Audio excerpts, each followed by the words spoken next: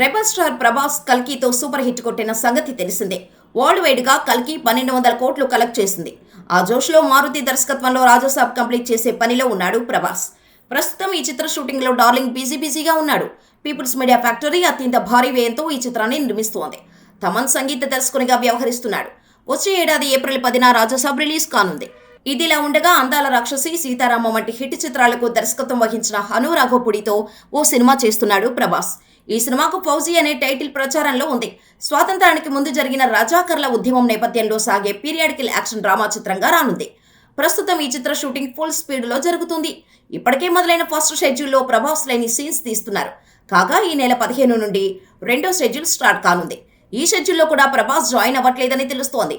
మిగిలిన నటీనటులతో వచ్చే సీన్స్ ను ఫినిష్ చేసే పనిలో ఉన్నాడు హను. అయితే డిసెంబర్ నుండి ప్రభాస్ ఈ షూట్ లో జాయిన్ అవ్వనున్నారని సమాచారం. ఇప్పటికే ఈ చిత్రంలోని 2 సాంగ్స్ కంప్లీట్ చేసి ఇచ్చేశారు సంగీత దర్శకుడు విశాల్ చంద్రశేఖర్. ఈ 2 చాలా బాగా వచ్చాయని, విశాల్ వర్క్ పట్ల హను చాలా హ్యాపీగా ఉన్నాడని యూనిట్ టాక్. అలాగే ఈ సినిమా నుంచి అక్టోబర్ 23న ప్రభాస్ బర్త్డే సందర్భంగా స్పెషల్ అప్డేట్ ఇవ్వడానికి ప్లాన్ చేస్తున్నారు మేకర్స్.